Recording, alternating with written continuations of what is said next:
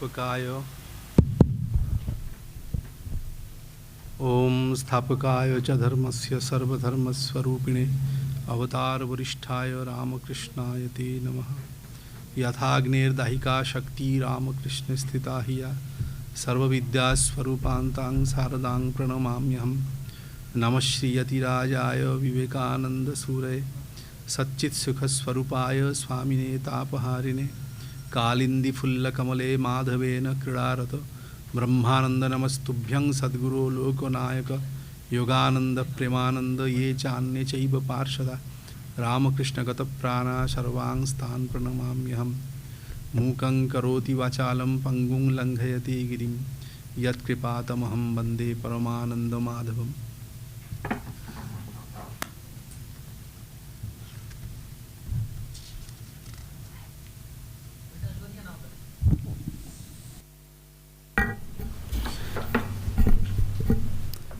আমরা ভাগবত শ্রীমদ্ ভাগবতের অষ্টম স্কন্ধের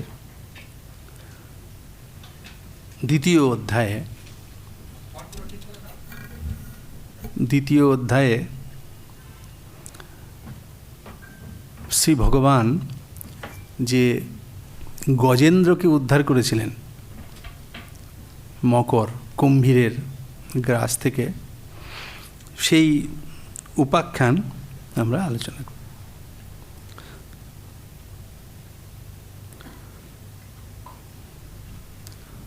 যদিও এই উপাখ্যান সবাই জানেন, কিন্তু শ্রীমদ্ ভাগবতে যেভাবে সেটি বর্ণিত আছে সাধারণভাবে সবাই জানেন, কিন্তু সেখানে সেই পীড়িত গজরাজের যে আরতি, ভগবানের কাছে যে প্রার্থনা এবং তার যে ভক্তি, সেটা ভাগবতের বচনে যেভাবে প্রকাশিত হয়েছে সেটা আমাদের অনুধ্যান করা দরকার। তো সেই জন্যেই আজকে সেটি নিয়ে আমরা আলোচনা করব।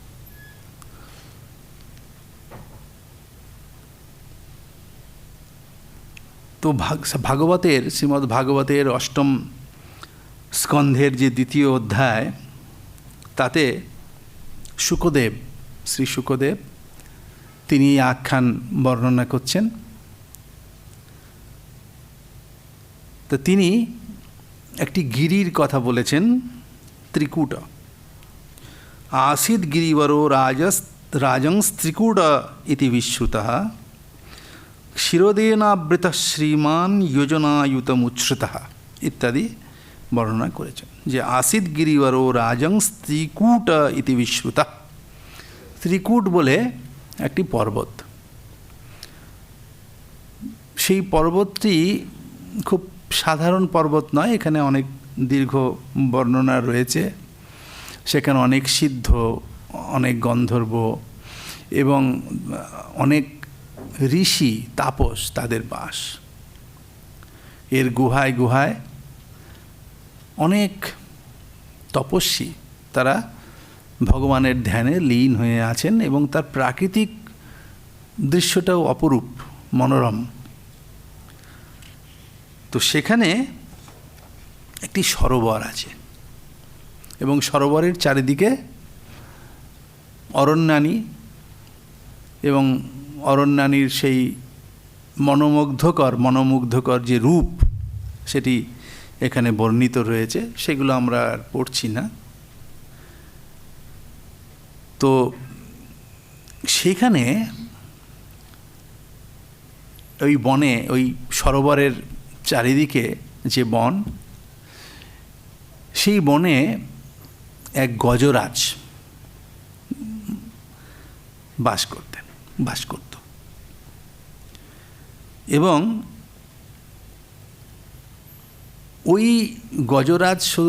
ওই গজরাজের বিশেষ গুণ ছিল। কি গুণ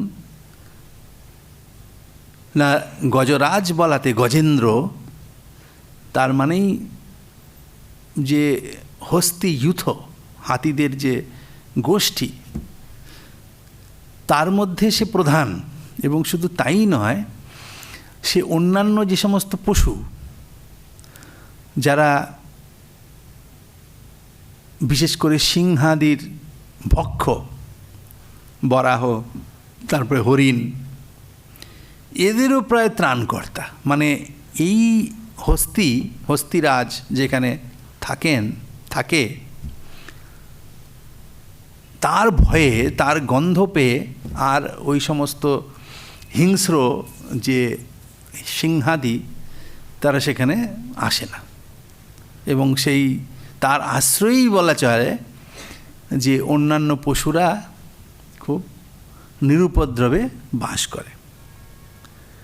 বলেছেন যদ্গন্ধ মাত্রাদ্বরয় গজেন্দ্রা ব্যাঘ্রাদয় ব্যাল মৃগা সখড়গা মহোরগাশ্চাপি ভয়াদ্রবন্তী সগৌরকৃষ্ণ সরভাশ্চমর্য। বলছেন যে যার গন্ধমাত্রেই হরয়, মানে হরি সিংহের একটা নাম। হরি যেমন সিংহেরই একটা সিনোনিম হরি সংস্কৃতে। হরি শব্দের অনেক রকম মানে আছে। হরি শব্দের মানে ব্যাঙও হয়, হরি শব্দের মানে সিংহ হয়, হরি তো ভগবানও আছেন হরি।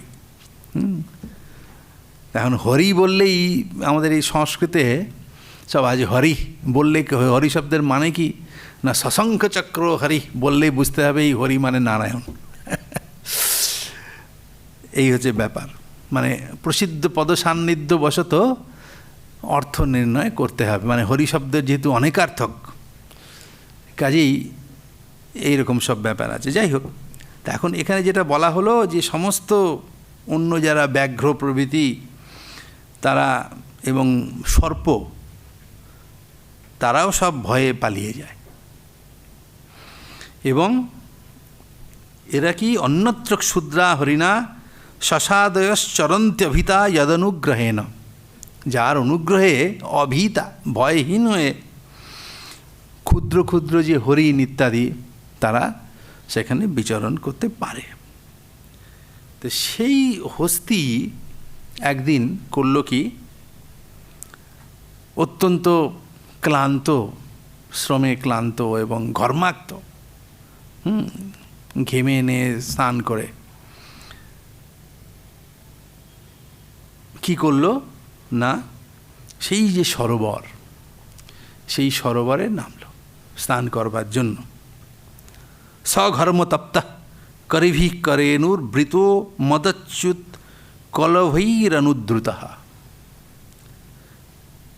কি করল না, সরোনীলং পঙ্কজ রেণু রূষিতম, এবং সেই সরোবরে নামলো। সেই সরোবরের বিশেষণ দিচ্ছেন পঙ্কজ রেণু রূষিতম, মানে পদ্ম ফুটে আছে, তার যে রেণু সেগুলো জলের মধ্যে পড়েছে।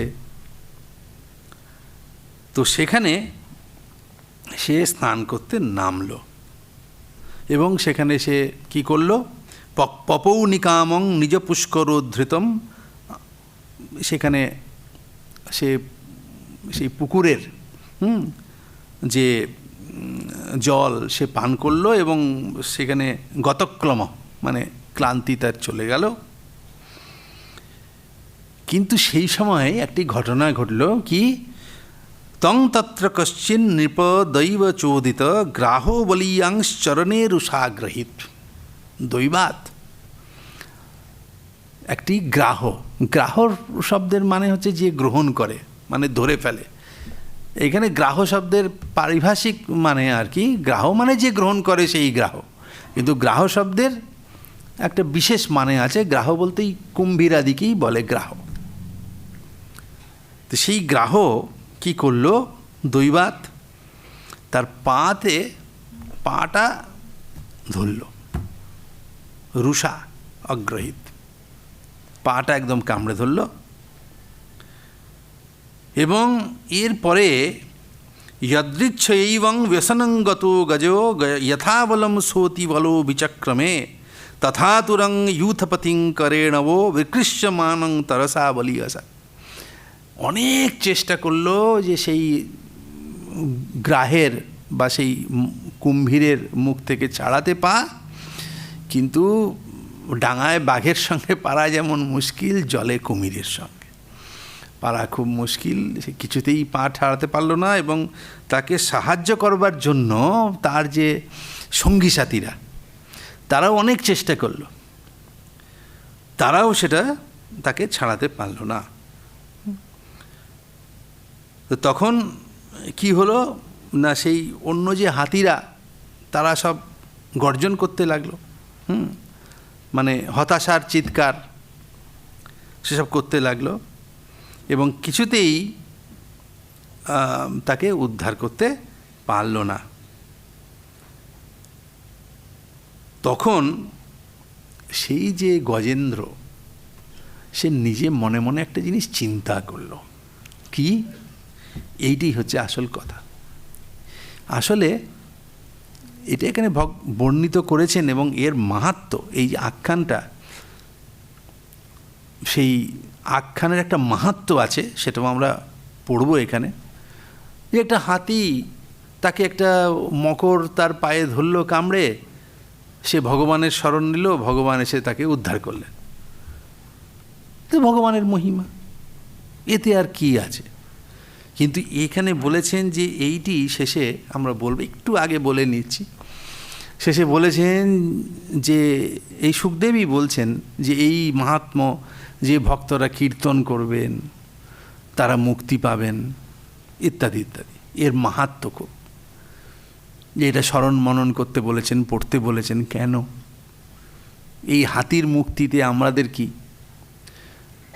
আসলে এইগুলো সবগুলোর মধ্যেই আমাদের যারা সংসারানলে তপ্যমান, বা যারা সংসার সমুদ্রে এই যে পুনর্জন্ম বা দুঃখ রূপ যে মকর, তার দ্বারা আমরা আকৃষ্ট হয়ে আছি, আমাদের সবসময় কুরে কুরে খাচ্ছে।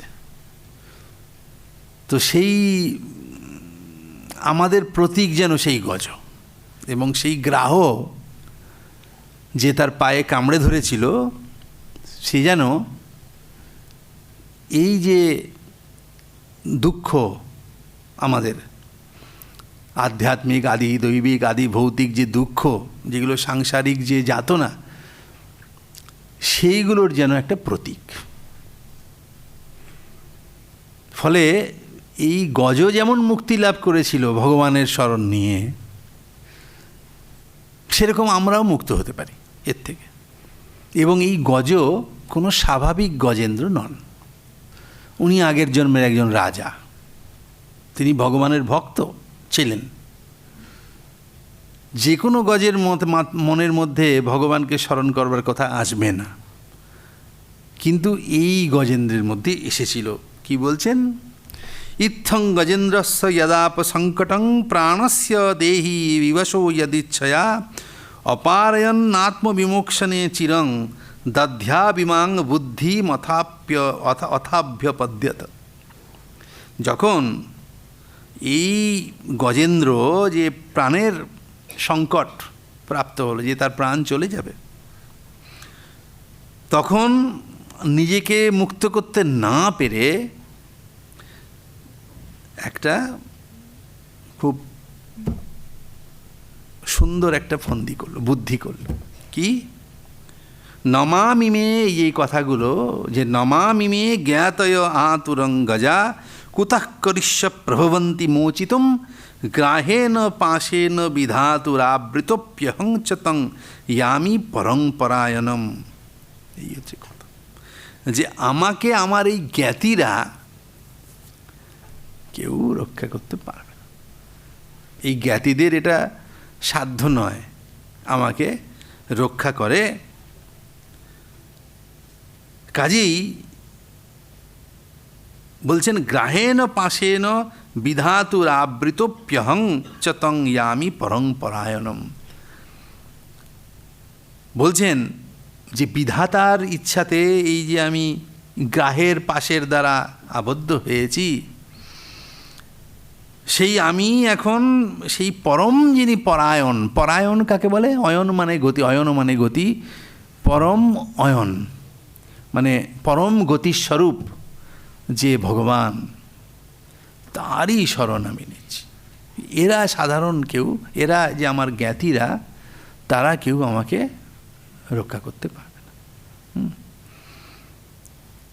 তো এই হচ্ছে কথা, যে এই সংসারে ভগবান ব্যতিরেকে আমরা যে বিপদ আপদে পড়লে, সাধারণ বিপদ আপদে পড়লেও আমরা যে একটা বিহ্বল হয়ে যাই, স্বাভাবিক, কিছু করারও থাকে না, কিন্তু সেটা আমাদের ভাবতে হবে, অভ্যাস করতে হবে যে আমরা তার যে স্মরণ নিই, কিন্তু ভগবানের কথা মনে পড়ে না চট করে। সাংসারিক বিপদই বলি, বা এই যে মানে সাধারণ যে সমস্ত বিপদ আপদ, সেখানেই সেগুলোর কথাই বলুন, বা এই ভবসমুদ্র থেকে উদ্ধারের কথাই বলুন, সব ক্ষেত্রেই ভগবানই একমাত্র রক্ষা করতে পারেন। সাধারণ কেউ যে নিজে বদ্ধ, এই যে জ্ঞাতিরা, তাদেরকে গ্রাহে ধরলে পরে তাদেরকে রক্ষা করবে তার ঠিক নেই, তারা আমাকে রক্ষা করবে, এই বুদ্ধিটা তার হলো।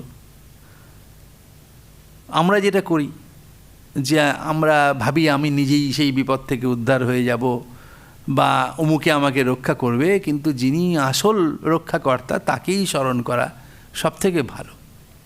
এবং এই আমাদের যে ভবসাগর, সেই ভবসাগর থেকেও পার করতে সাধারণ কেউ আমাদের পারবে না।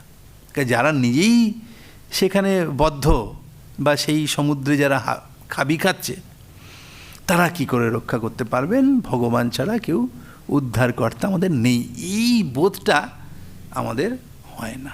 তো সেইটাই এই হস্তির হয়েছে, যে আমি সেই তাকেই আশ্রয় করব যিনি এই পরম পরায়ণ, মানে পরম গতি, তাকেই আমি আশ্রয় করব। তা এখন এইটা এখানে বললেন, কিন্তু শুকদেব এরপরে বলছেন যে ইনি কেন এরকম বললেন, হঠাৎ করে সেই হাতির মাথার মধ্যে এটা আসলো কেন? যে কোনো হস্তির তো এটা আসে না। এই হস্তির মধ্যে, মনের মধ্যে এই জিনিসটা আসলো কেন যে ভগবানকে স্মরণ করতে হবে? তারপরে সে হচ্ছে হস্তি, মনুষ্য নয়, তো তার ভিতরে এই জিনিসটা আসলো কেন? আমরা দেখেছি যে মনুষ্যেতর প্রাণীর মধ্যেও, এই যে জড়ভরতের কথা ওইখানে হয়তো আলোচনা আমরা করেছি আগে, যে তিনি পরে হরিণ হয়ে জন্মালেন, কিন্তু তার আগের যে বুদ্ধি সেগুলো অক্ষত ছিল, সেগুলো কখনো কখনো থাকে, পূর্বজন্মের কথা আমাদের স্মরণে থাকে। আসলে আমাদের যে যোগদর্শন, তাতেও এটা ব্যাখ্যাত হয়েছে যে পূর্ববর্গ জন্মের সমস্ত কিছুই সংস্কার আমাদের ভেতরে থাকে, অবচেতন স্তরে থাকে। আমরা যেহেতু মনঃসংযোগ করতে পারি না, সেই জন্যে সেগুলো আমরা স্মরণ করতে পারি না। কিন্তু যখন ভাবি কালে আমাদের মুক্তির সময় আসবে, যখন যোগী হব আমরা, তখন কোনো যোগী তিনি কিন্তু আগের কথা সব স্মরণ করতে পারেন। হ্যাঁ, মনকে কনসেন্ট্রেট করলে পরে সব এই যে সংস্কারগুলো যেগুলো অবচেতন স্তরের থেকে গেছে, সেগুলোকে তারা সেই উদ্বুদ্ধ করতে পারেন, করলেই সব কথাগুলো মনে পড়ে। কিন্তু এই রকমই, মানে এটাও সেই রকমই, যে আগের জন্মের সংস্কার যদি থেকে থাকে, অতি উৎকট হয়, তাহলে ভগবানের ইচ্ছাতে অন্যান্য মনুষ্যেতর জনিতেও এই ক্ষমতা থাকতে পারে। তা সেই শুকদেব কি বলছেন? এবং ব্যবসিত বুদ্ধ্যা সমাধায় মনোহৃদি যজাপ পরমং জাপ্যং প্রাগজন্মন্যনুশিক্ষিতম। বলছেন যে এবং ব্যবসিত বুদ্ধ্যা সমাধায় মনোহৃদি, যে তিনি এই রকম বিচার করে, সেই গজেন্দ্র এইরকম বিচার করে, যজাপ পরমং জাপ্যং, মানে যিনি যার নাম জপ করা উচিত আমাদের, যার নামই একমাত্র জপনীয়, সেই পরম জাপ্যকে জপ করলেন। মানে পরম জাপ্য ভগবানের যে নাম, সেই নাম করলেন। কিন্তু হঠাৎ করে করলেন কি করে? একটা হস্তি সে তো এরকম হঠাৎ করতে পারে না।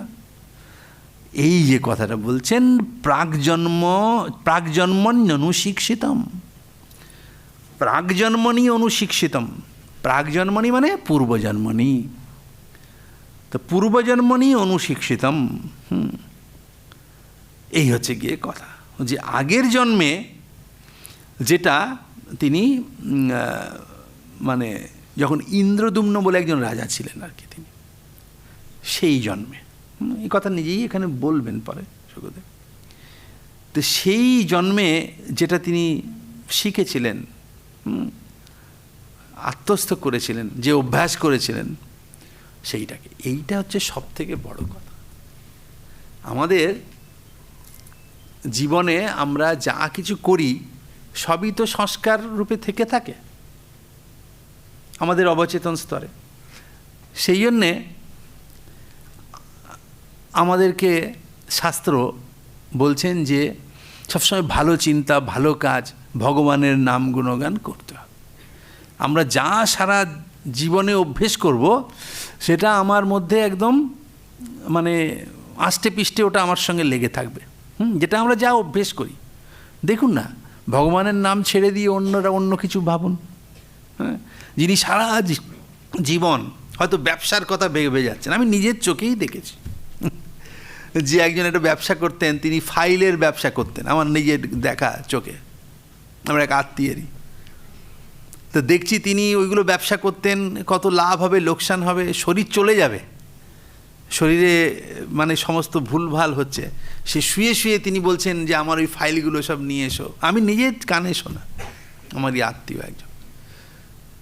আমি বলছি যে আপনি এগুলো এখন ভুলে যান, হ্যাঁ, বাড়িতে যে ভগবানের মানে সেবা আছে, ওনার বাড়িতে ছিল, নারায়ণ আছেন, ওনার কথা ভাবুন। কিন্তু সেইগুলো আর ওনার কানে ঢুকছে না। বলছেন যে ওই আমার ফাইলপত্রগুলো নিয়ে এসো, খুব লস হয়ে যাবে, ওরা অর্ডারটা যদি না দিতে পারি, এইগুলো কিন্তু বলছেন মানে ঘোরে। কেন? এইগুলোই তো মানে মাজা ঘষা করেছেন না। আপনি যদি চন্দন ঘষেন, হাতে যদি চন্দনের গন্ধ থাকবে, তাই না? যারা রোজ চন্দন ঘষে ঠাকুরের সেবা করে, দেখবেন সব সময় যদি রোজ করেন বা কোনো একদিনও করেন, দেখবেন সারা দিন ওই হাতে ওই পুজোর গন্ধটা লেগে থাকে, যে যেমন করে। তো সেইগুলো ওই যে বায়ুর গন্ধা নিবাসয়াত, মানুষ সংস্কার রূপে সেই সবগুলো নিয়ে নিয়ে ঘোরে। আপনার শরীরটা পাল্টে যাবে, কিন্তু এই যে আপনার লিঙ্গ শরীর, তার ভেতরে এই যে এইগুলো থাকবে, সেইগুলো আপনি যেমন করবেন তেমন হবে, ওগুলো যাবে না। সেই যে ঠাকুরের কথা আছে না, যে যার যেমন অভ্যেস, সেই যে মেছুনি, তার কিন্তু ফুলের গন্ধে ঘুম আসবে না, ঘুম আসবে সেই মাছের গন্ধে। মাছের আঁশের গন্ধ, সেখানে জল দিল, সেই গন্ধ বেরোলো, তাতে ঘুম আসলো। মানে যার যেরকম সংস্কার, ওই জন্যে বলছেন যে ওগুলো সব চট করে চলে যায় না, যে যেমন অভ্যেস করবে। ওই জন্য ভালো অভ্যেস করবার কথা বলছেন, সব শাস্ত্রেই এসা আছে যে আমরা ভালো যদি চিন্তা করি, তাহলে সেই সমস্ত ভালো অভ্যেসগুলো থাকবে। এই মৃত্যুর সময় হঠাৎ ভগবানের নাম আসবে না, যদি আপনি প্রত্যহ অভ্যেস না করেন, শয়নে স্বপনে অভ্যেস না করেন, তাহলে পরে মৃত্যুর সময় হরিনাম আসবে না। কেউ বলে দিলেও আসবে না। এই আমি নিজেই তো তার উদাহরণ বললাম, আমি তো বলে দিচ্ছি, সেটাও হয়তো ওনার পুণ্য কিছু, কেউ একজন বলে দিচ্ছে, কিন্তু তাও উনি সেই দিকে গেলেন না, সেই ফাইল। তা এই হচ্ছে গিয়ে কথা, চট করে এটা সহজে আসে না। যে যেমন চিন্তা ভাবনা করে ঠিক সেইগুলোই তারই তো ঢেকুর উঠবে, এইটাই কথা। এই যে সেই ঠাকুরের কথার মধ্যে রয়েছে না, এবং এগুলো না পরের জন্মেও সেইটাই যায়, সেই সংস্কার চলে যায়। যে একজন একটা ধোপা, সেই ধোপা মৃত্যুর পরে গিয়ে রাজার ছেলে হয়ে জন্মেছে, বুঝেছেন?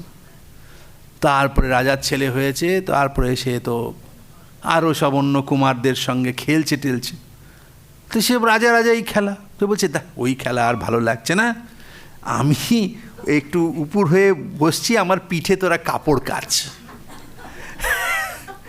আমার পিঠে তোরা কাপড় কাচ। কেন? ওই যে সংস্কার, সেইটাই তাড়া করে বেড়াচ্ছে। তো এই ইন্দ্রদুম্ন, তিনি রাজা, তিনি অভিশপ্ত হয়ে গজ হয়েছেন, কিন্তু তিনি বিষ্ণু ভক্তি পরায়ণ ছিলেন।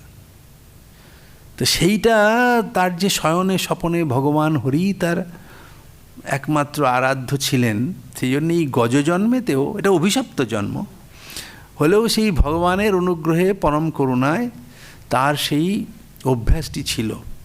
সেই জন্যেই এইখানে দেখুন শুকদেব বলছেন যে প্রাগজন্মন্যনুশিক্ষিতম, এই বিশেষণটা দিয়েছেন, মানে এই কথাটা বলেছেন যে পূর্বজন্মে যেটা তিনি শিখেছিলেন। এইটা শুধু গজেন্দ্রের ক্ষেত্রে নয়, আমাদের ক্ষেত্রেও সমানভাবে এটা উপযোগী, যে এইটের অভ্যেস করতে হবে। এই যে গুরুদেবরা তো বলেন দীক্ষা দেওয়ার পরে যে ওই সকাল সন্ধ্যা দুবারে বসবে তো ঠিকই, কিন্তু শুধু এইটুকু করলে হবে না, কাজের কর্মে যখনই ফাঁক পাওয়া যাবে ভগবানের নাম করতে হবে। তার কারণ হচ্ছে যে এই মনটা সবসময় এদিক ওদিক চলে যায়, তো একটু সময় থাকলেই মনটা অনেক সময় বাজে দিকেও চলে যেতে পারে। সেই জন্য ভগবানের দিকে নামটা মনটা লাগিয়ে রাখতে হবে, তাই না? অনেকে দেখবেন এই যে বৈষ্ণবরা কেউ কেউ মালা জপ করেন সবসময়, তো অনেক সময় দেখা যায়, অনেক সময় কেউ কেউ হয়তো মালা জপ করছেন, তার সঙ্গে অন্য কথাবার্তা হচ্ছে। সেটা ভালো নয়, মানে ওই দিকে রাখা ভালো, কিন্তু তবুও ভালো, জানেন তো, তবুও ভালো, তাই না? হয়তো কথাবার্তা বলছেন, কিন্তু তারপরে মালাতে তো হাতটা রয়েছে না, অন্তত কিছুটা তো মনটাকে করে রাখার, কাজে হাসাহাসির ব্যাপার নয়। আচ্ছা ঠিক আছে, ওই রকম কথা বলতে বলতে আমিও করি না, সেটা তবুও ভালো, তাই না? তবুও তো ভগবানের নাম হচ্ছে না। ভগবান তো বলেছেন, ভগবানের নাম যদি আকুল হয়ে মন দিয়ে তার নাম করে যাওয়া যায় সেটা তো অতি ভালো, কিন্তু অত্যন্ত অশ্রদ্ধাতেও, বাধ্য হয়েও, কারোর দ্বারা চাপে পড়েও, অন্যমনস্ক হয়েও যদি নাম করা যায় সেটা পুরোপুরি বৃথা হয় না, পুরোপুরি বৃথা কিন্তু হয় না। ওই জন্যে এই যে জপ ধ্যান করতে বসে যদি মনটা এদিক ওদিক চলে যায়, তাহলেও হতাশ হওয়ার কিছু নেই, বারবার চেষ্টা করতে হয় মনটাকে আবার টেনে এনে বসানো। এই যে বসলাম, মনটা এদিক ওদিক চলে গেল, সেটা মনের স্বভাব, চলে যাবে, কিন্তু এই যে বসার চেষ্টা আপনি করছেন বা আমি করছি, সেই চেষ্টাটা কিন্তু বিফলে যাবে না। কত লোক তো কিছু চেষ্টাই করছে না, তা আপনি করছেন, সেটা খারাপ কোথায়? ভালো তো, ওইটা করতে করতে হবে, ওতে হতাশ হওয়ার কিছু নেই। হ্যাঁ, ওটা আমাকে খেয়াল রাখতে হবে যে আমি একটা জব করছি, বলতে বলতে আবার অন্যদিকে যাচ্ছি কেন, কিন্তু তবুও ভালো, মন্দের ভালো, সেটা মন্দের ভালো। আর এটাও ঠিক, কাজকর্ম তো আমাদের করতে হবে, তাই না? যদি অত্যাবশ্যক কর্ম, জব করতে করতে যদি অত্যাবশ্যক কিছু বলতে হবে, সেইটা না হয় বললাম, বলার পরে আবার জবে মন দিলাম, সেটা খুব খারাপ নয়। সেটাই তো বলছেন শ্রী মা বলেছেন, অন্যরা অনেকেই বলেছেন যে আচ্ছা গৃহীরা তারা তো একটানা বসে জব করতে পারে না, কী করবে, যে যখনই কাজের সময় ফাঁক পাওয়া যাবে, কাজের সময় কাজ করতে হবে, ফাঁক পাওয়া গেলেই করতে হবে, ওই মালা জপের মতোই। সেটা কিন্তু খুব ভালো, সেটা খারাপ কিন্তু কিছু নয়, কারণ ওই করেই সংস্কারটা হবে, যাতে আপনি মুক্তি কোন জন্মে হবে সেটা ভগবানের হাতে ছেড়ে দেওয়াই ভালো, তাই না? আর আরও একটাও খুব সহজ পন্থা বলেছেন, যে সংসারী সে যদি সংসারটাকে ভগবানের সংসার বলে ভেবে নেয়, তাই না? যেমন সাধুরা আশ্রমে থাকেন, আশ্রমের কাজটা ভগবানের কাজ, তাদের কাজ না, কাজটাই পূজা হয়ে দাঁড়িয়েছে। সেরকম সংসারটা যদি ভগবানের সংসার বলে ভেবে নেন, আর ঠাকুর বলছেন যে বাড়ির সংসারে থাকবেন যে বড় লোকের বাড়ির দাসী হয়ে, সেরকমটা যদি থাকি, তাহলে এই সংসারের সব কাজই পূজা হয়ে যাবে, সেটা যদি আমরা করতে পারি। তো এবং সেইটাই করতে হবে, কারণ কি আমাদের সমস্ত দর্শন শাস্ত্রেই বলেছেন জানেন, যে সবসময় ভালো কাজ করতে হবে, ভালো চিন্তা করতে হবে, ভালো বই পড়তে হবে, যাতে মনের চিন্তাটা সৎ হয়, যাতে ওই যে শেষ সময়েও আপনার ভালো চিন্তা হয়, খারাপ না। মুক্তি কবে হবে না হবে সেটা ছেড়ে দিন, আপনি ভগবানকে চাই, আমরা ভগবানকে ধরে থাকি, তারপরে তিনি আমাকে যেখানে নিয়ে ঘোরান, এই জন্মে মুক্তি দেন কি পরের জন্মে মুক্তি দেন কি তারপরের জন্মে মুক্তি দেন, সেটা নিয়ে মাথা ব্যথা করবার কোনো কারণ নেই, তাই না? সেই যে গল্প আছে না, যে একজন তপস্যা করছে, তার ভগবানের থেকেও মুক্তির দিকটাই তার বেশি আকাঙ্ক্ষা, তো নারদকে জিজ্ঞেস করছেন কত বছর, কবে মুক্তি হবে? এখনও তিন জন্ম। ভগবানের থেকেও মুক্তিটা সে চায়। ভক্ত আবার মুক্তি টুক্তি না, ভগবানকে চায়। আর আরেক ভক্ত তাকে জিজ্ঞেস করেছেন, নারদ এসেছেন, তাকে জিজ্ঞেস করছেন যে আমার কবে ভগবানকে লাভ করা হবে? বলে এখনও এই তেঁতুল গাছে যতগুলো পাতা, মানে তারপরে হবে, আমি ভগবানকে পাবো, তাতেই তার আনন্দ। তার কারণ হচ্ছে এই কথাটা, মুক্তিটা কবে হবে না হবে সেটা নিয়ে খুব একটা চিন্তাভাবনা করে লাভ নেই, ভগবানকে ধরে থাকা। ব্যাপারটা কি জানেন? ধরুন একটি ছেলে, সে এই ধরুন বাড়ি যাবে, তো বাড়িটা অনেক দূর। তা এখন যদি বাচ্চাটা হারিয়ে গিয়ে থাকে তাহলে খুব মুশকিল, যে কেউ তাকে ধরে নিয়ে যাবে। বাড়িটা অনেক দূর, এই তোকে বাড়ি দিয়ে আসছি বলে নিয়ে গিয়ে আবার অন্য কোথায় নিয়ে তুলবে, আরও কত কিছু, কবে ঘুরে যাবে না যাবে। তার মনে একটা বাবা মা হারিয়ে গেলে বাচ্চার মনে সে কাঁদতে থাকে, আমার মা কোথায় গেল, বাবা কোথায় গেল। কারণ ওই মনের মধ্যে একটা আশঙ্কা, আমি নিরাশ্রয়, আমাকে কে দেখবে, কে নিয়ে যাবে, আমি কোথায় গিয়ে পড়বো, একটা ভয়। কিন্তু বাবা যদি এসে তাকে হাত ধরেন বা মা এসে হাত ধরেন, সে দেখবেন হারিয়ে গেছে যে, সে বলে আমি এক্ষুনি আমাকে বাড়িতে দিয়ে আসতে হবে। আমি যে এসেছে বলছে যে আচ্ছা তুমি কোথায়, তোমার নাম কি? সে কাঁদছে যে না আমার বাবা কোথায়, মা কোথায়? বলছে ঠিক আছে, তোমার বাড়ি তো অনেক দূরে, আমরা পৌঁছে দিয়ে আসবো তোমাকে, এই 2 দিন সময় লাগবে। সে বলে না, আমাকে এক্ষুনি পৌঁছে দিয়ে আসতে হবে। কেন? তার মনের মধ্যে ভয় যে যদি এরা নিয়ে কোথাও ধরে রাখে। কিন্তু বাবা যদি সঙ্গে থাকেন, মা যদি সঙ্গে থাকেন, সেই সময় মা এসে হাত ধরেন, ধরার পরে বলেন চল, বা বাবা এসে হাত ধরেন চল, এই তো আমি এসে গেছি, ভেজে দেখে শিখো। তারপরে বাবা বললেন দেখ বাড়ি তো আমাদের অনেক দূর, আমাদের 3 দিন লাগবে। ও 3 দিন লাগুক, 5 দিন লাগুক, কোনো চিন্তা নেই। কেন না, বাবা যে আমাকে নিয়েছেন আসলে বাড়িতে নিয়ে যাবেন হয়তো 3 দিন বাদে, তার আগে উনি যেখানে রাখবেন আমাকে যত্ন করে রাখবেন, ভালো জায়গায় রাখবেন, ভালো জায়গায় খাওয়াবেন, ভালো জায়গায় পড়াবেন, এই বিষয়ে আমার নিশ্চিন্ত। আমার কোনো কষ্ট যে হবে না। বাড়ি নিয়ে যাবেন না, 3 দিনের মধ্যে নিয়ে যেতে পারবেন না, নেবেন না, কিন্তু অন্যান্য যেখানে যেখানে রাখবেন আমাকে যত্নেই রাখবেন।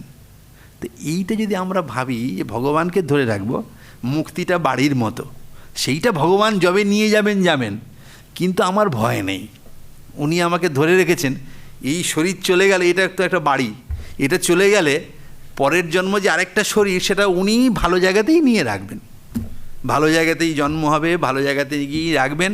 ফলে আমার 80টা জন্ম হোক না, কি আছে, উনি তো আমায় ধরে রাখছেন, উনি আমাকে ভালো জায়গাতে রাখবেন, ভালো ঘরে রাখবেন, ভালো আমার সব ঠিক থাকবে। ফলে ভক্তের আর ওই যে বলেছেন নমে ভক্ত প্রণশ্যতি, ভক্তের প্রণাশ হয় না, মুক্তি সঙ্গে সঙ্গে হয়ে যাবে এটা বলছেন না, নমে ভক্ত প্রণশ্যতি, যে ভক্তের চলন হয় না, সে তার যত প্রারব্ধ আছে সেগুলো সব ভোগ করিয়ে বাড়িতে নিয়ে যাবেন, কিন্তু ভক্তের কোনো ভয় নেই। তার এই জন্মের পরে আরেকটা জন্ম হবে, যদি দরকার হয় সে ভালো। কিন্তু যারা আশ্রয় করবে না তাদের ভয়, এর পরের জন্মটা কি হবে, মানুষই হব কি না, কোথায় গিয়ে যাব, কি করব, এই ভয় ভক্তের থাকে না। তো সেই জন্যেই ব্যাপারটা হচ্ছে যে এই যে রাজা, দেখুন না ইন্দ্রদম্ন, তিনি আগে রাজা ছিলেন, কোনো একটা কারণে এবারে হাতি হয়ে গেছেন, হলে তো কি হলো, ভগবান ওকে সবসময়ই পাড়া দিয়ে রাখছে, তার কোনো ভয় নেই, ভগবানই এসে তাকে উদ্ধার করবেন।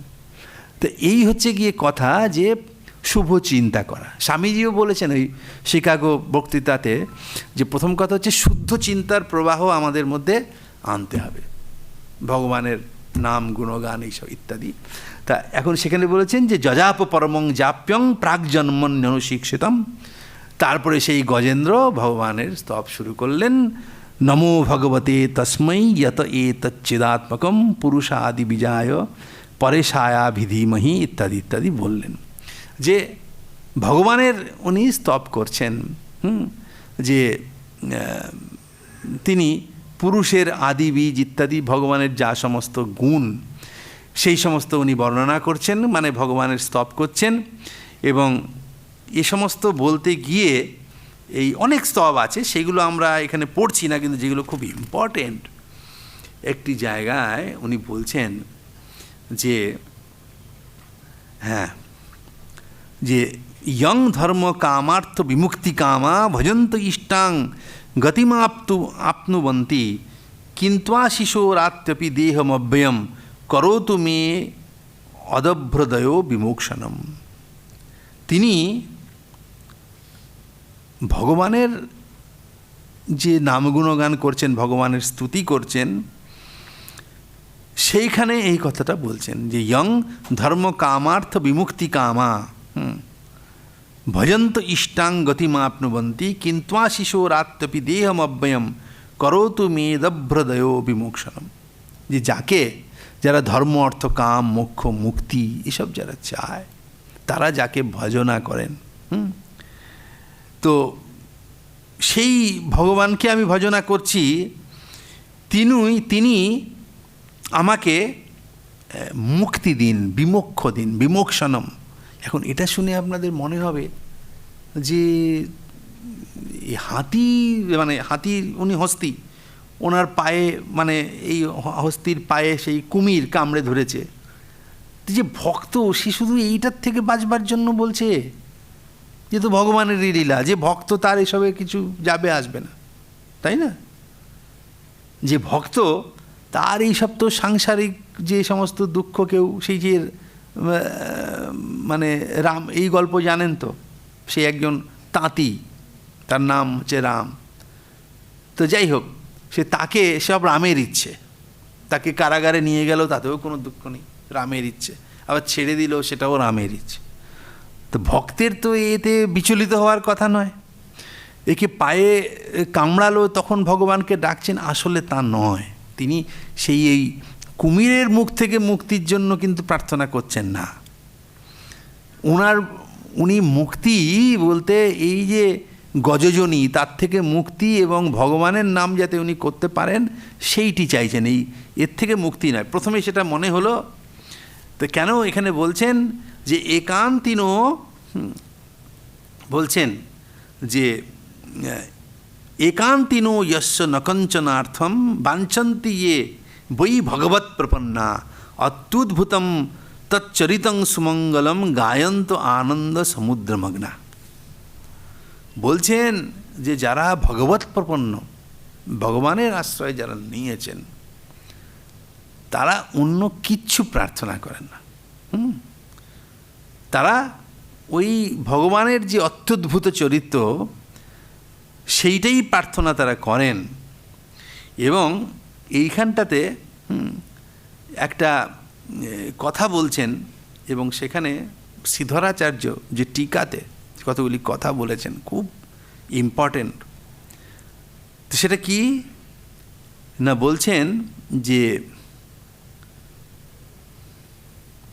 এখানে গজরাজ বলছেন যে জিজিবিষে নাহম ইহা মুয়া, এইখানেই আসল কথা বলছেন, যে বিমোক্ষণম উনি চান। এই বিমোক্ষণটা কি বলছেন, জিজিবিষে নাহম ইহা মুয়া কিমন্তর বহিশ্চাবৃতয়ে ভয়োন্যা ইচ্ছামি কালেন নজস্য বিপ্লবস্তস্যাত্মলোকাবরণস্য মোক্ষম। আমি বলছেন যে এই টিকাকার বলছেন যে নচ গ্রাহাৎ শরীরস্য মোক্ষণে নাহং জীবিতুমিচ্ছামি। আমি এই গ্রাহের, এই যে কুমির, সে যে আমাকে কামড়ে ধরেছে, তার থেকে মুক্তি পেয়ে আমি ওই হাতি হয়েই চিরকাল থাকবো, এইটার জন্য আমি প্রার্থনা করছি না তোমাকে। যে হে ভগবান, তোমাকে যে ডাকছি যে তুমি এসে আমার এই বিপদ থেকে শুধু উদ্ধার করে দাও, এই যে আমার পাটা কুমিরে কামড়ে ধরেছে, এইটুকু শুধু মুক্ত করে দাও, তারপরে আমি যেমন আবার বনে বনে ঘুরছিলাম গজ হয়ে, সেরকমই ঘুরবো, এইটার জন্য তোমাকে আমি প্রার্থনা করছি না। বলছেন জি বিষে নাহম ইহা মুয়া ওই ইভজন্যা, ইভজনী, ইভ মানে হস্তি, হাতির রূপ নিয়ে আমি জীবন ধারণ করতে চাইছি না। তা টিকাকার বলছেন যে তত্র হেতু, কারণটা কি না, অমুয়া অন্তর্বহিশ্চাবিবেক ব্যাপ্তয়া গজজন্যা কিং প্রয়োজনম। এই যে গজজনী, এই বিবেক মনুষ্যজনিতে হয়, মনুষ্য জন্মেতেই এই যে বিবেক, এটা কিন্তু এই যে মুক্তির জন্য যে চেষ্টা, বিবেক, এগুলো কিন্তু মনুষ্য জন্মেই হয়। ওই জন্যেই বলেছেন না, নরত্বং দুর্লভং লোকে। নরত্ব কিন্তু যত জীব আছে তার মধ্যে নরজন্ম খুব দুর্লভ। এই যে নরজন্ম, তারপরে হচ্ছে গিয়ে মহাপুরুষ সংশ্রয় আর মুমুক্ষুত্ব, এই তিনটে অতি দুর্লভ। এই তিনটে যদি হয় তবেই এই উদ্ধার সম্ভব। কিন্তু প্রথম হচ্ছে নরত্ব, তাই না? এই নরজন্ম, অন্যান্য দর্শনেও তারা বলছেন যে মুক্তি হতে গেলে আগে এই পৃথিবীতে নরজন্ম নিতে হবে। এবং আপনারা তো দেখেছেনই যে আহার ও নিদ্রা ভয়মৈথুনঞ্চ সমানমেতৎ পশুভির নরানাম। আহার, নিদ্রা, মৈথুন এগুলো সব পশুরও আছে, মনুষ্যরও আছে, মনুষ্য আছে। কিন্তু ধর্ম সেটা কিন্তু মনুষ্যের মধ্যেই আছে। সেই ধর্ম তো বিবেক থেকে, তাই না? এটা করা উচিত, এটা করা উচিত না, এই যে বিবেক, এইটা কিন্তু মনুষ্যের মধ্যেই থাকে। মনুষ্যের মধ্যেই মুমুক্ষা হতে পারে, ইত্যাদি হতে পারে। অন্যান্য জনির মধ্যে সে সমস্ত থাকে না, এই বিবেকটা থাকে না। তারা ভাবে এইভাবেই একটা বাঘ, সে ভাবছে এইভাবেই আমি হরিণ শিকার করে খেয়ে দিয়ে দিব্যি থাকবো। আর এই জন্মটা যে এটা দুঃখের, এই বোধই তার নেই, একটা হরিণেরও নেই। এই তার দেখছেন ওই যে ডিসকভারি চ্যানেলে দেখবেন, একটা হরিণকে বাঘেরা এসে খেয়ে ফেলছে, তার জ্ঞাতিরা সব পাশে দাঁড়িয়ে হাঁ করে দেখছে, দেখে আস্তে আস্তে চলে গেল। এই হচ্ছে ব্যাপার। অহন্যহনি ভূতানি গচ্ছন্তি যম মন্দিরম শেষা স্থিরত্বম ইচ্ছন্তি কিমাশ্চর্য মতঃপরম। সেই ধর্মরূপী বক যুধিষ্ঠিরকে প্রশ্ন করলেন যে কি আশ্চর্য, কি বলে? আশ্চর্য এইটাই যে অহন্যহনি ভূতানি গচ্ছন্তি যম মন্দিরম, প্রত্যেক দিন সব কত জীব যম মন্দিরে চলে যাচ্ছে, কিন্তু শেষা স্থিরত্বম ইচ্ছন্তি, যারা বাকি রইল তারা ভাবে যে ওটা ও গেছে, আমি থাকবো চিরকাল। শেষা স্থিরত্বম ইচ্ছন্তি কিমাশ্চর্য মতঃপরম, এর থেকে আর আশ্চর্যকর কী আছে? তো এই হচ্ছে গিয়ে কথা। তো সেইটা, এই বিবেকটা কিন্তু মনুষ্য জন্মেই সম্ভব হয়। তো বলিস তাহলে এই গজ যে বলছে, আমরা এই যে বললাম এটা বিলক্ষণ, গজজনিতে কখনো মানে এই বিবেক হওয়ার কথা নয়, কিন্তু অত্যুৎকট ধর্মাচরণের ফলে কখনো কখনো এটা ভগবানের অনুগ্রহে হয়। কারণ কি, এই গজজনী যে লাভ করেছিলেন উনি, এই গজজনী কিন্তু এই একটা ছোটোখাটো অপরাধের জন্য। সাধারণত এই পশু জন্ম হয়, যে চট করে মনুষ্য জন্ম হয় না, এবং মনুষ্য হয়েও অতি উৎকট পাপাদি করলে পরে যারা আর কি খুব অজ্ঞানাচ্ছন্ন, তাদের আবার হয়তো সেই পশু জন্ম হতে পারে। যারা অত্যন্ত কামী, বা এইসব আমাদের শাস্ত্রে রয়েছে, যারা অত্যন্ত কামী তাদের আবার মনুষ্য জন্ম হয় না, আবার অধোগতি হয়। যে পশুরা যেমন কামলাভের জন্য তৎপর থাকে সেরকম হয়। কিন্তু কখনো কখনো অনেক মানে যারা অত্যন্ত ত্যাগী তপস্বীও উৎকট একটা পাপের জন্য, সেইটার প্রারব্ধ ভোগ করবার জন্য কিছু দিনের জন্য একটা হয়তো নিম্নজনী প্রাপ্ত হয়, কিন্তু তাদের ওই সংস্কার, উৎকট সংস্কারগুলো সেগুলো থেকে যায়, সেটা ব্যতিক্রম। কিন্তু সেই জন্যই গজ বলছেন যে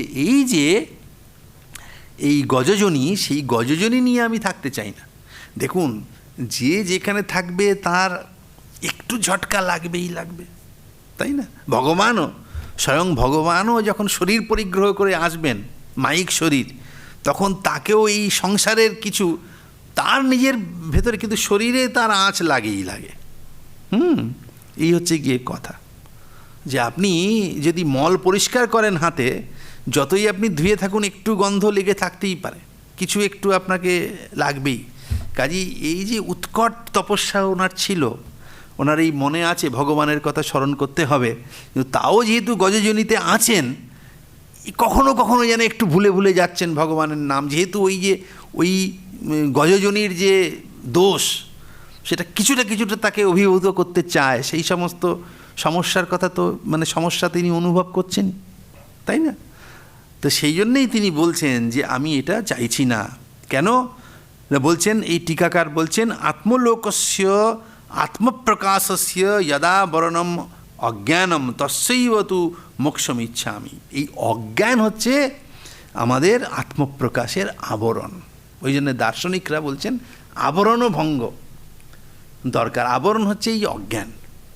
এই অজ্ঞান আমাদের দৃষ্টিকে ভগবানকে অজ্ঞান আবৃত করে না, অজ্ঞান আমাদের দৃষ্টিকে আবৃত করে রাখে। যেমন সূর্যকে কিন্তু মেঘ ঢাকে না।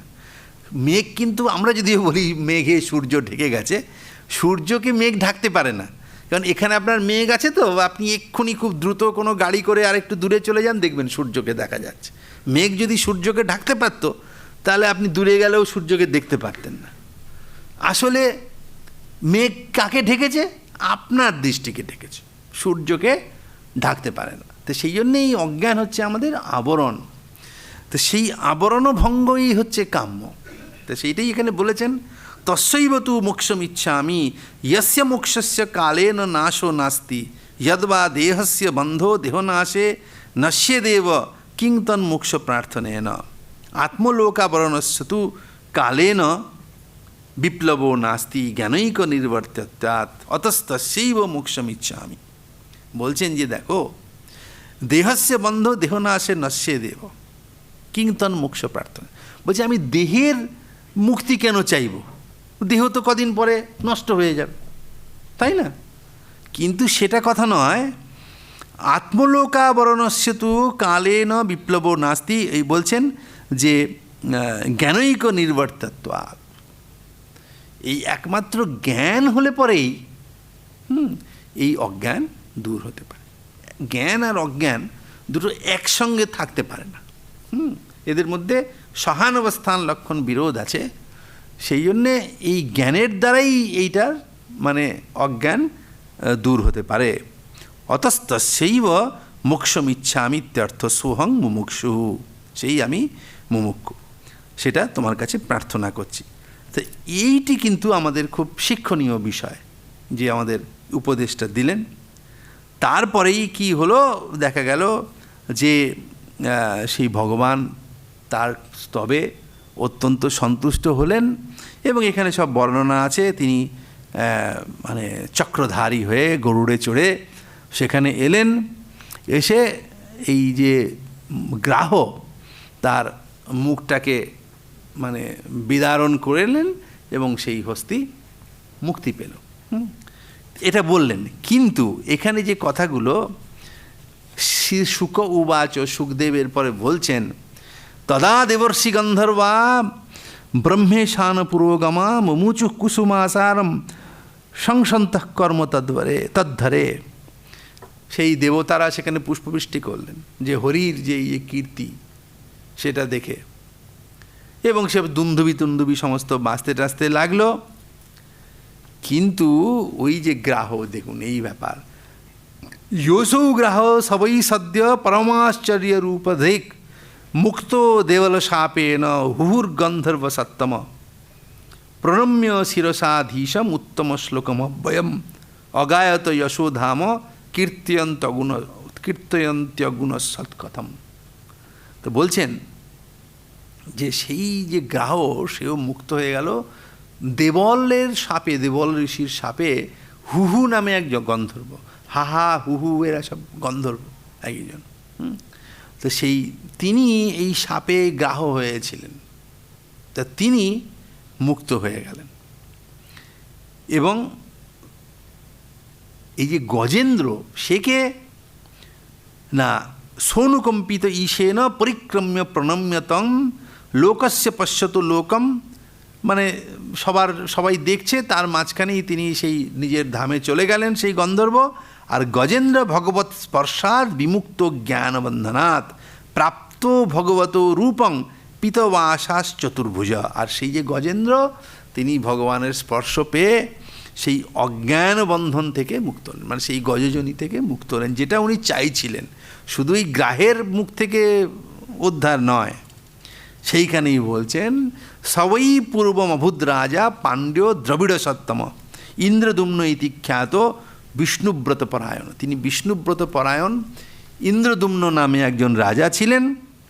তা তিনি কি করছিলেন, তিনি একদিন আরাধনের সময় ভগবানের আরাধনা করছেন, ঈশ্বরকে মৌনব্রত অবলম্বন করে ঈশ্বরকে আরাধনা করছিলেন। যে স একদা स एकदा आराधन काल आत्मवान गृहीत मौनव्रत ईश्वरम हरिम जटाधरस्तापस आप्लुतोच्युतं समर्चयामास कुलाचलाश्रम। তিনি এক কুলাচল পর্বতে গিয়ে আশ্রমে তিনি জটাধারী হয়ে এই ভগবানের আরাধনা করছিলেন। তা সেই সময়ে এই অগস্ত্য মুনি যে কত জায়গায় কত লোককে যে শাপ দিয়েছেন, তিনি ওখানে এসে হাজির হয়েছেন।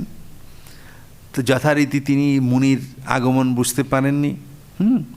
কিন্তু এগুলো এক একটা শিক্ষা, কিন্তু মুনির আগমন তিনি বুঝতে পারেননি। তো শিষ্যগণের দ্বারা পরিবৃত হয়ে সেই মুনি এসেছেন, বুঝতে পারেননি। তো তখন বলছেন তং ভিক্ষ তুষ্ণিম অকৃতার্হণাদিকম রহস্যুপাসীনম ঋষিশ্চুকোপহ। বলছেন যে সেই তাকে যখন ইনি বন্দনা করলেন না, তখন সেই ঋষি তাকে শাপ দিলেন, যে কি বললেন, যে তুমি বিপ্রাবমন্তা বিশতাং তমোন্ধং যথা গজ স্তব্ধমতি সয়েব। এই যে গজ, তাদের স্তব্ধমতি মানে হাতির শরীর এত বড়, বুঝতে পেরেছেন, কিন্তু কখনো কখনো তারা নির্বুদ্ধি, যেমন তাদের মতিটা স্তব্ধ হয়ে যায়, নির্বুদ্ধির মতো কাজ করে, কখনো কখনো বুদ্ধিটা ঠিক মতো কাজ করে। দেখুন হাতির অত বড় শরীর, এই যে সিংহ টিংহরা ওরা পেছন থেকে এসে আক্রমণ করে ওর চোখটাকে আগে করে অনেক রকম, কিন্তু এত বড় শরীর যদি একটা সিংহর পায়ের কাছে পড়ে একদম পিষেই ফেলতে পারে। কিন্তু হাতির জিত হয় না, সবসময় সিংহই জিতে যায়। কেন? বুদ্ধির দ্বারা। তা স্তব্ধমতি, গজ হচ্ছে একটা মানে স্তব্ধমতির একটা সিম্বল। তো সেই বললেন যে দেখো তোমার বুদ্ধিটা লোপ হলো, আমাকে দেখে আমাকে তুমি মানে করলে না, তুমি আমার অর্চনা করলে না, কাজেই তুমি কি কহো না বিশতাং তমন্ধং যথা গজ স্তব্ধমতি সয়েব। তুমি ওই গজ যেমন স্তব্ধমতি হয় তুমিও সেরকম হয়ে যাও। এবং শুক বলছেন এবং সপ্তাগত গস্ত্য ভগবান নৃপসানুগ ইন্দ্রদুম্নোপি রাজর্ষি দৃষ্টং তদুপধারয়ন আপন্ন কৌঞ্জরিং যোনিম আত্মস্মৃতি বিনাশনিম। তারপরে ইত্যাদি ইত্যাদি আরও সমস্ত আছে, যে সেই ইন্দ্রদুম্ন অগস্ত্যতে চলে গেলেন, তিনি যে হাতির জনি, হস্তি জনি, ওই যে কৌঞ্জরি জনি তিনি প্রাপ্ত হলেন। কুঞ্জর মানে হস্তির জনি তিনি প্রাপ্ত হলেন এবং এখন তিনি মুক্ত হয়ে গেলেন। এই যে কথাগুলো দেখুন, তিনি ভগবৎ পরায়ণ, কিন্তু একটি ভুলের জন্য তাকে, এই যে সাপগুলো আমরা দেখি না, এইগুলোও কিন্তু অনেক সময় এই আমাদের ঋষিরা এদেরকে, আমাদের শাস্ত্রকাররা দেখিয়েছেন, এই সাপগুলো যে দেন, তারা অনেক ঋষি দিয়েছেন যে সাপ দেন। তো তিনি এত তপস্যা করলেন, করে বিভূতি অর্জন করলেন, তিনি অভিশাপ দিচ্ছেন, কি ব্যাপার? আমাদের বাল্মীকি, তিনি দেখুন রামায়ণ রচনা করলেন, তাই না? যে রামায়ণ রচনা করলেন, তিনি পরম ভাগবত, তিনিও অভিশাপ দিয়েছেন, মা নিষাদ প্রতিষ্ঠাং তমগম শাশ্বতী সমা যৎ কঞ্চু মিথুনাদ একম অবধি কামমহিতম। এই যে সাপগুলো দিলেন, এগুলোর ব্যাখ্যা কী? এগুলোর কেউ কেউ বলেন তারা নিজেরা এখনও মুক্ত হননি ইত্যাদি ইত্যাদি বলেন, কিন্তু তা নয়। অনেক ক্ষেত্রে তার এই অভিশাপটাও কিন্তু এক ধরনের পানিশমেন্ট। তারা ওর প্রতি মানে ক্রোধ যে দেখান, সেই ক্রোধ মানে কিন্তু ভালোর জন্য ক্রোধ। মানে এই যেমন ছাত্ররা দুষ্টুমি করলে পরে এই পানিশমেন্ট যে শিক্ষকরা দেন, স্কুল টুলে দিতেন রেগে গিয়ে, কিন্তু এটা কিন্তু ওর ভালোর জন্য এক সময় যেটা ছিল, তাই না? ভালোর জন্য, কোনো ভেতরের নিজের কোনো কিছু চরিতার্থ করবার জন্য নয়। সেই জন্যে এই ঋষিরা যে শাপ দেন, সেগুলো কিন্তু ভালোর জন্য, তাকে শুদ্ধির জন্য। এইটা মনের মধ্যে ক্রোধ রেখে নয়। একজনকে মারলো, রেগে গিয়ে মারা, আর মা বাবা যে শাসন করেন সেই তো পিটুনিই তো দেন, কিন্তু দুটোর মধ্যে ফারাক আছে। যে এর ভেতরে কোনো ঈর্ষা কাজ করে না, যে এই যে কাজ, এইগুলোও কিন্তু কথা। দেখুন, সব দিক রাখতে হবে। আমাদের এতেও আছে, এই ঠাকুরমা স্বামীজির যে কথাগুলো যদি পড়েন দেখবেন, মহারাজরা যারা ছিলেন ঠাকুরের পার্ষদ, কেউ খুব জপ ধ্যান করছে করছে, কিন্তু তার যে ডিউটিটা সেইটাতে ঠিক মতো করলো না, তো তাকে ডেকে সাবধান করছেন, এটা কিন্তু ভালো না।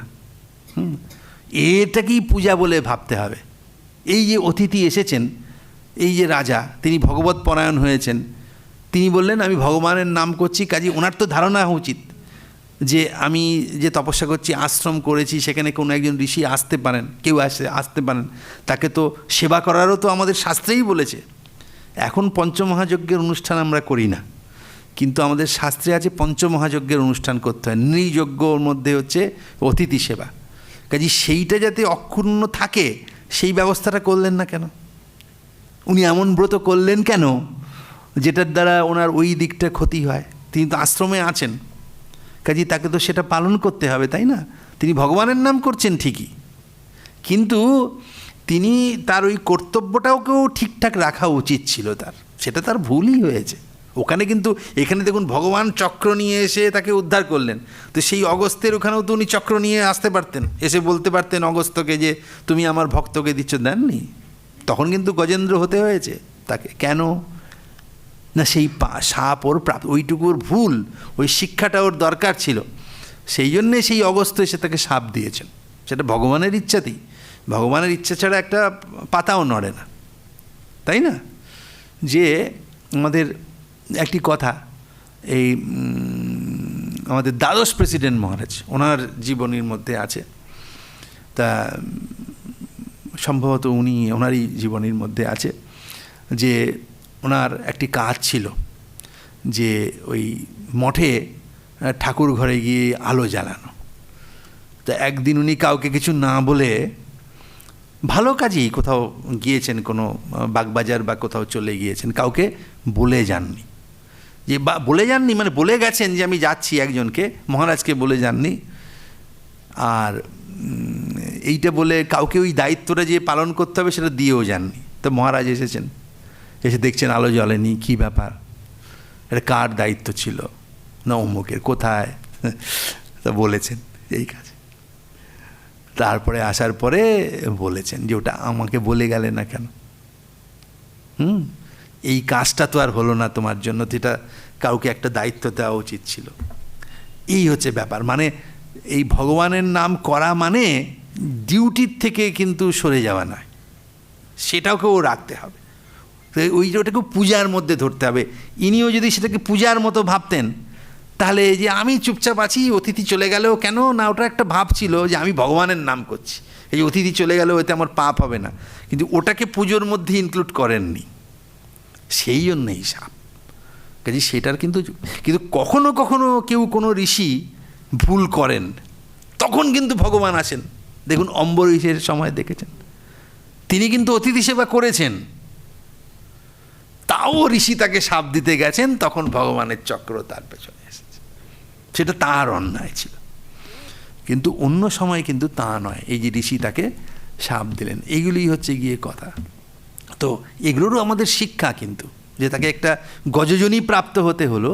তো সেই জন্যে কেন ওই জন্যেই সব থেকে সহজ পন্থা হচ্ছে যে আমাদের যেটা কর্তব্য, সেই সবগুলোকে যদি পূজার সঙ্গে রিলেট করে দিই আমরা, তাহলেই কিন্তু সব কাজই হয়।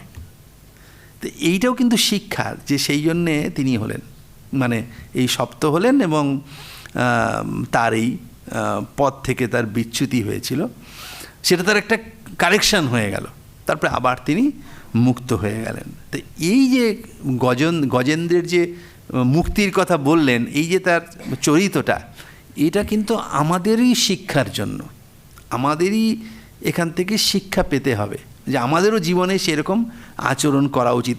এইটার জন্যই কিন্তু এটার মাহাত্ম্য, সেই জন্য এটাকে বারবার পড়তে বলছেন। এরপরে আমি দু একটা লাইন পড়ব, যে এই আখ্যানটার একটা বিশাল পুণ্যকর বলছেন, যে এটা পড়লে খুব ভালো হবে, এ হবে, তা হবে।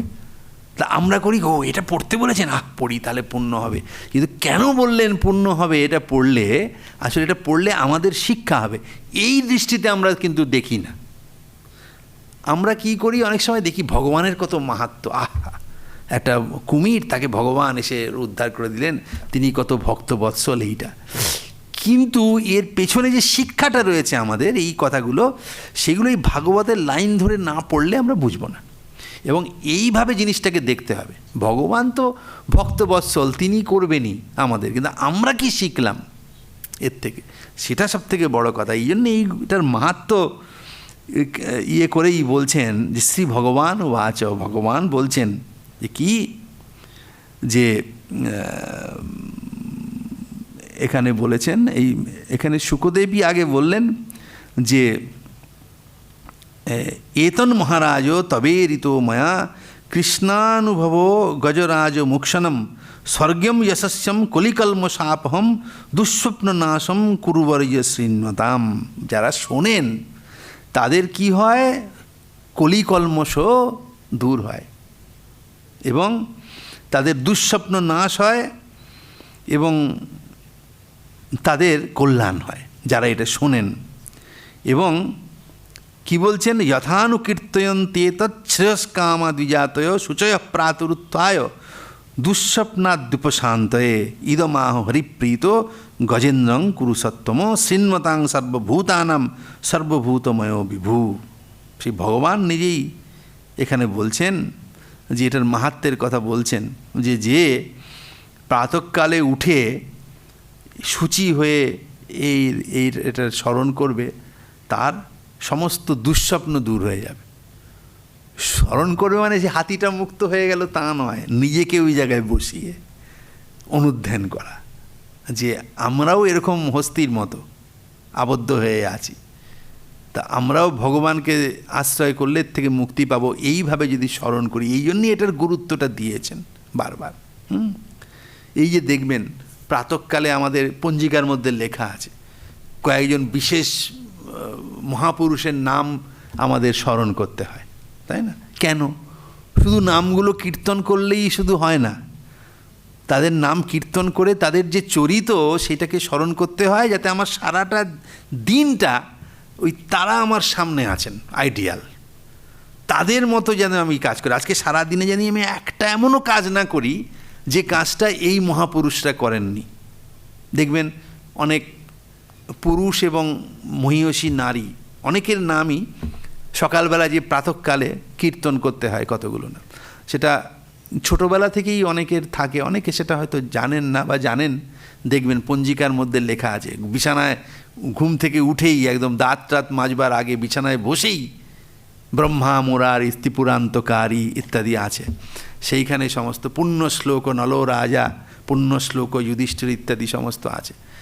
এদের সমস্ত নাম স্মরণ করতে বলেছেন। কেন না, এইটা যেন আমার মনে থাকে যে আমি সারা জীবনের পরে যে মাটিতে পা রাখবো, সারা দিনটা যাবে, যাতে এদের মতো আচরণ করি, এরা যেটা করেননি সেটা যেন না করি, এইটাকে স্মরণ করে দেওয়া। এইটাই হচ্ছে আমাদের সংস্কৃতি, শিক্ষা। ছোটোবেলা থেকে এই রকম শিক্ষা যে এরকমভাবে চলবে, এটা আমাদের জীবনে যদি অভ্যেস করা যায়, তো এটাও কিন্তু সেই রকমই কথা যে প্রাতঃকালে উঠে এটা পড়তে হবে। বলছেন যে শ্রী ভগবান উবাচ ইয়ে মাং ত্বাংচ সরশ্চেদম গিরিকন্দর কাননম বেত্র কীচক বেনূনাং গুলমানি সুরপাদ পান সিংহাণীমানি ধিষ্ণানি ব্রহ্মণো মে শিবস্য চ ক্ষীরোদং মে প্রিয়ং ধাম শ্বেতদ্বীপং চ ভাস্বরম ইত্যাদি ইত্যাদি বলেছেন। বলে লাস্টে বলেছেন যে এটি যারা ইয়ে মাং স্তুবন্ত্যনে নাঙ্গ প্রতিবুদ্ধ নিষাত্তয়ে তেষাং প্রাণাত্তয়ে চাহম দদামি বিমলাং মতিম। এটা যারা প্রত্যহ এই উপাখ্যান মানে প্রাতঃকালে উঠে এটা পাঠ করবেন বা শুনবেন বা স্মরণ করবেন, তাদের বলছেন কি যে আমি কি করব না, তেষাং প্রাণাত্ময়ে চাহম দদামি বিমলাং মতিম।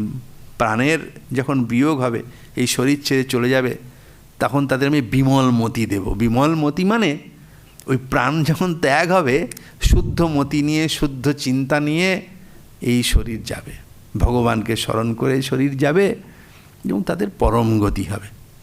তো পরম গতির কারণ এই ফিলোসফিক্যাল ব্যাখ্যা আছে, যে শুধু এটা আমি স্মরণ করে না, এই কারণ এইটাই যে আমার জীবনটাই সংস্কৃত হয়ে যাবে। আমি মরণকালে ইচ্ছে করেও ভগবানকে ভুলে থাকতে পারবো না, ইচ্ছে করেও বাজে চিন্তা করতে পারবো না, আর যে চিন্তা সেই সময় করব আমার সেরকম গতি হবে, স্বাভাবিকভাবেই হবে।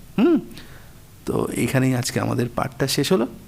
ওম নিরঞ্জনং নিত্যমনন্ত রূপম ভক্তানুকম্পাধৃত বিগ্রহম বৈ ঈশাবতারম পরমেশমিড্যম তং রামকৃষ্ণম শিরসা নমঃ।